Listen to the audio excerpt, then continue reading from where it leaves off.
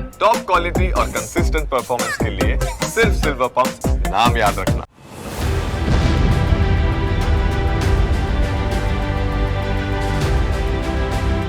નમસ્કાર, હું જીગર.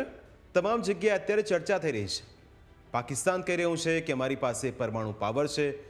ભારત આ પરમાણુ શક્તિના દમ પર એ સમજાવવાનો પ્રયત્ન કરી છે કે અમે પણ શાંત નહીં બેસી રહીએ. પણ જો આ પ્રકારની સ્થિતિ આવી, જો પરમાણુ યુદ્ધ થાય તો કયા પ્રકારની સ્થિતિ ઊભી થાય તે સમજવું અને જાણવું જરૂરી છે. અને એટલા જ માટે આજનો આ વિષય પણ આપના માટે લઈને આવ્યા છે. અમારી સાથે મારા સહયોગી ઋષાંક ઠાકર પણ જોડાયા છે. ઋષાંકભાઈ આપણને સમજાવશે કે જો પરમાણુ યુદ્ધ થાય તો તેના પરિણામો કેવા પ્રકારના હોય, કેવા પ્રકારની પરિસ્થિતિનો સામનો કરવો પડે, એ વિસ્તારથી આજે સમજીશું. કારણ કે તમને પણ મનમાં સવાલ થતો હશે કે પરમાણુ આ હથિયારો છે, પરમાણુ યુદ્ધ થાય તો બંને દેશોની સ્થિતિ કયા પ્રકારની હોઈ શકે.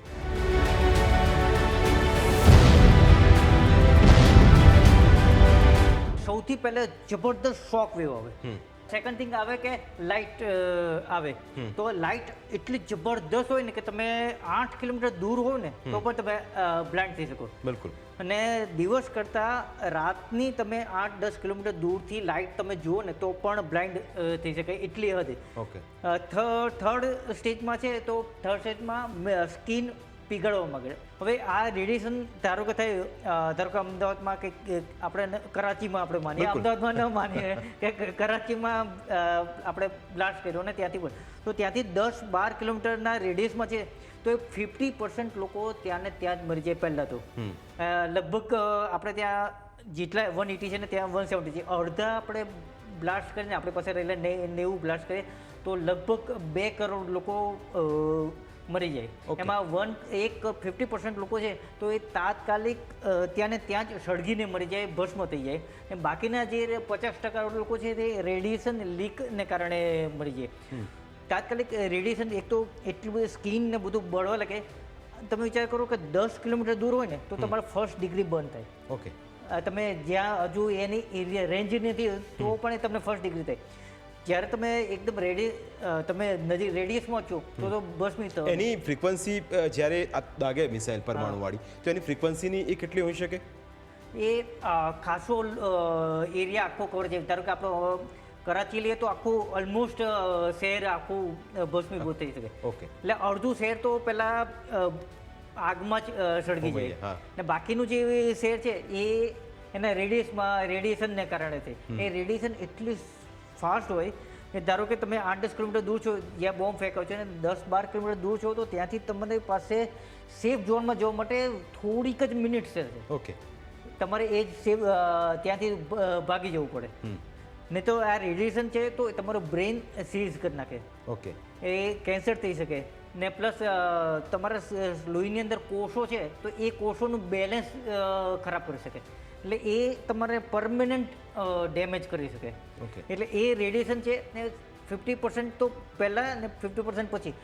એપ્રોક્સિમેટલી અત્યારે દુનિયાભરના એક્સપર્ટ્સનું એવું કહ્યું છે કે અત્યારે ભારત પાકિસ્તાન વચ્ચે જો પરમાણુ બોમ્બ થાય તો વિધિન અ મિનિટ 3 કરોડ લોકો મરી જાય. ઓકે. 3 કરોડ લોકોને સીધી અસર થાય. અને આ ખાલી એક સાંકેતિક અમે આપના માટે ઇમેજ લઈને આવ્યા છે કે કયા પ્રકારનો જ્યારે પહેલી આ મિસાઇલ છૂટે અને ત્યાર પછી જે પ્રચંડ ધડાકો થાય. અને ઋષાંકભાઈ સરસ રીતે સમજાવ્યું કે પહેલાં એ પ્રચંડ ધડાકો થયા, ત્યાર પછી એની અંદરથી રેડિયેશન બહાર આવે. એ રેડિયેશન જે આસપાસના વિસ્તારોના લોકો હોય તેના સુધી પહોંચે અને એક આ પ્રકારનું એક આખું જે બને વર્તુળ. અને એની સાથે તમે જુઓ કે અલગ અલગ તસવીરો, આ એ રેડિયેશનની તસવીરો છે. અને આ પ્રકારના રેડિયેશન આસપાસના વિસ્તારોમાં ફેલાવાનું શરૂ થાય અને આ જ રીતની સ્થિતિ ઊભી થઈ જાય. બીજું કે હવે આ જો સ્થિતિ ઊભી થઈ જાય, કારણ કે મને લાગે છે કે જ્યારે અમેરિકાએ અટેક કર્યો હતો અને હિરોશીમા અને નાગાસાકી આપને યાદ હશે, ત્યાં કયા પ્રકારની સ્થિતિ હતી. અમેરિકા સારી રીતે જાણે છે કે જે તેણે કર્યું હતું એના પરિણામો આજ દિન સુધી, આજની તારીખ સુધી મને લાગે છે ઋષાંકભાઈ એ ત્યાંના લોકો ભોગવી રહ્યા છે. અને એ સ્થિતિ ન ઊભી થાય એટલા જ માટે ડોનાલ્ડ ટ્રમ્પનું આપે જો નિવેદન સાંભળ્યું હોય તો તેમણે કહ્યું કે હું નથી ઈચ્છતો કે બંને દેશો વચ્ચે પરમાણુ લડાઈ થાય, પરમાણુ યુદ્ધ થાય, કંઈ કારણ કે એના માઠા પરિણામો આવી શકે છે. એટલે ઋષાંકભાઈ આ તસવીરો ઘણું બધું કહી જાય છે. મારે એ પણ સમજવું છે કે ભારત પાસે 180, પાકિસ્તાન પાસે 170 છે.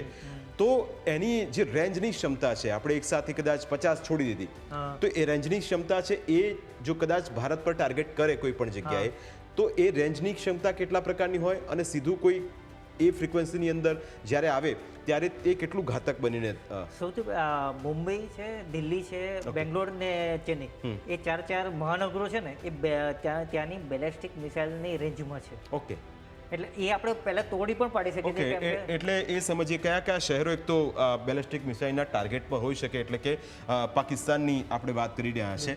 સૌથી પહેલું દિલ્હી, ઋષાંકભાઈનું કહેવું છે કે દિલ્હી, મુંબઈ, પછી ચેન્નઈ ને બેંગ્લોર. ચેન્નઈ અને બેંગ્લોર આ પ્રાઇમરી ટાર્ગેટ હોઈ શકે છે. પછી અમદાવાદ, ઓકે, સુરત, પુણે, એટલે જેટલા મોટા, જયપુર, હા, એટલે એ એની રેન્જમાં આવે છે. હા, બેલેસ્ટિક મિસાઇલ એની પાસે છે એટલી રેન્જ કે જે આટલા કવર કરી શકે છે. અને ભારત જો સીધું ટાર્ગેટ કરે તો એ પાકિસ્તાનના કયા શહેરો?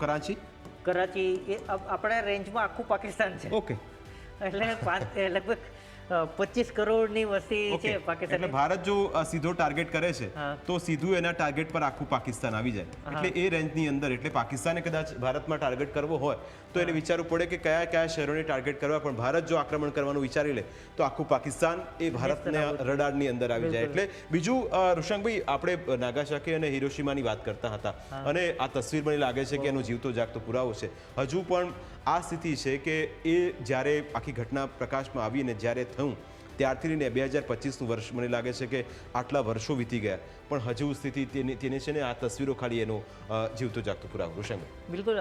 6મી ઓગસ્ટ 1945ના દિવસે હિરોશિમા અને 9મી ઓગસ્ટ 1945ના દિવસે નાગાસાકી પર પરમાણુ બોમ્બ ફૂટ્યો.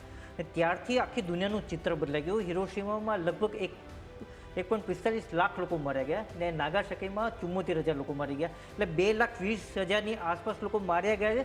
પ્લસ બીજા લાખો લોકો રેડિયેશનથી પીડાઈ રહ્યા છે. અને આ તસવીરો જોઈ રહ્યા છે, ઘણા લોકોને કેન્સર થયું છે, બ્રેઇન સીધું છે, પેરાલાઇસિસ થઈ ગયા છે, સ્ટ્રોક આવ્યો છે. એટલે આખી જનરેશન ખરાબ કરી દીધી. બિલકુલ. એટલે ત્યારથી દુનિયાએ વિચાર્યું કે આ પરમાણુ યુદ્ધ કોઈ પણ સંજોગોમાં ન થવું જોઈએ. એટલે વાત એ છે કે આ તસવીરો જોઈને દુનિયાએ એના પછી હજુ પણ દુનિયા ભૂલી શક્યું નથી. ને અત્યારે કોઈ પણ ટ્રમ્પ કેમ કૂદ્યા, પહેલાં વાંસે કીધું કે અમારે કોઈ જ નિસ્બત નથી, નન ઓફ અવર બિઝનેસ.